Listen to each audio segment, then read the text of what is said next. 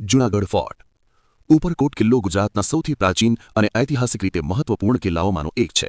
ચાલો તેને ઊંડાણથી સમજીએ.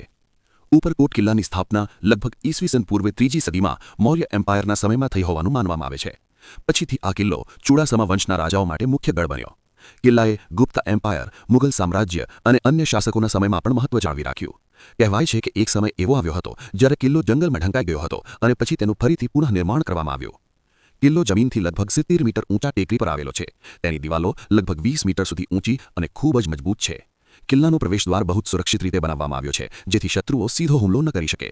અંદર પાણી અને અનાજનો સંગ્રહ રાખવાની સુવિધા હતી, એટલે લાંબા સમય સુધી ઘેરાવ સહન કરી શકાતો. અડીકડી વાવ.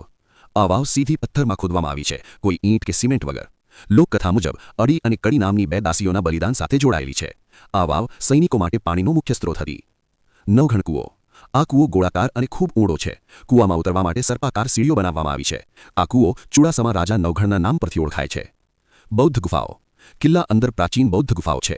આ ગુફાઓમાં સાધુઓ ધ્યાન અને સાધના કરતા. ગુફાઓની દિવાલો પર કોતરણી અને શિલ્પકળા જોવા મળે છે. તોપો. કિલ્લામાં 2 મોટી તોપો છે, નીલમ કેનન, કાડાનાલ કેનન. આ તોપો વિદેશથી ખાસ કરીને તુર્કી તરફથી લાવવામાં આવી હતી. આ કિલ્લાની સૈનિક શક્તિ બતાવે છે. યુદ્ધ અને સંઘર્ષ. ઉપરકોટ કિલ્લાએ ઘણા આક્રમણોનો સામનો કર્યો છે. કહેવાય છે કે કિલ્લા પર 12 વખત ઘેરાવ થયો હતો, છતાં તે મજબૂત રહ્યો. તેની ઊંચાઈ અને મજબૂત દિવાલો તેને લગભગ અજીય બનાવતા. રહસ્ય અને ખાસ વાતો. એક સમય એવો આવ્યો કે કિલ્લો જંગલમાં ફેરવાઈ ગયો અને લોકો તેને ભૂલી ગયા. પછીથી તેને ફરીથી શોધવામાં આવ્યો. આ ઘટના કિલ્લાને વધુ રસપ્રદ બનાવે છે. અંદર પાણીની અદ્ભુત વ્યવસ્થા હોવાથી લાંબા સમય સુધી લોકો અહીં રહી શકતા. આજનો ઉપરકોટ કિલ્લો. આજે આ કિલ્લો એક મહત્વપૂર્ણ ટુરિસ્ટ સ્થળ છે.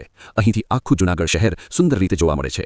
કિલ્લો ગુજરાતના ગૌરવશાળી ઇતિહાસનું જીવંત ઉદાહરણ છે.